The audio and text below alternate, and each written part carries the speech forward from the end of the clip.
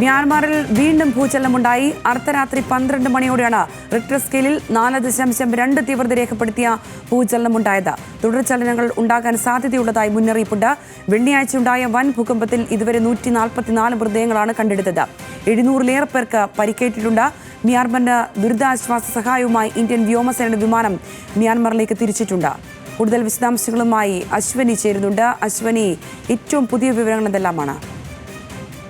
സംഗീത ഈ നേരത്തെ സൂചിപ്പിച്ചതുപോലെ തന്നെ വീണ്ടും ഒരു ഭൂചലനം മ്യാൻമാറിൽ ഉണ്ടായിരിക്കുകയാണ്.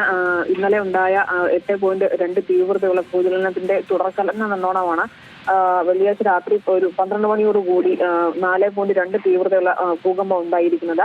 നിലവിൽ രക്ഷാപ്രവർത്തനം പുരോഗമിക്കുകയാണ്. മ്യാൻമാറും അതുപോലെ തന്നെ മ്യാൻമാറിലുണ്ടായ ഈ ഭൂചലനത്തിന്റെ അല്ലെങ്കിൽ പ്രകമ്പനം അനുഭവപ്പെട്ട ബാങ്കോക്കിലടക്കം രക്ഷാപ്രവർത്തനം പുരോഗമിക്കുകയാണ്. നിരവധി കെട്ടിടങ്ങൾ തകർന്നു കിടക്കുകയാണ്. ഇതിനുള്ളിൽ നിരവധി പേർ കുടുങ്ങിക്കിടക്കുന്നുവെന്നാണ് മനസ്സിലാക്കുന്നത്. ഇവരെ പുറത്തെത്തിക്കാനുള്ള ശ്രമങ്ങൾ ഊർജിതമായി തുടരുന്നു.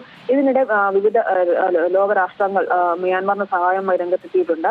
അമേരിക്ക, അതിനു പുറമെ ഇന്ത്യ അടക്കമുള്ള രാജ്യങ്ങൾ മ്യാൻമാറിന് സഹായം പ്രഖ്യാപിച്ചു കഴിഞ്ഞു. ഇന്ത്യയിൽ നിന്ന് 15 ടണ്ണോളം വരുന്ന അടിയന്തര സഹായം വ്യോമസേനയുടെ വിമാനത്തിൽ മ്യാൻമാറിലേക്ക് പുറപ്പെട്ടു കഴിഞ്ഞിരിക്കുന്നു.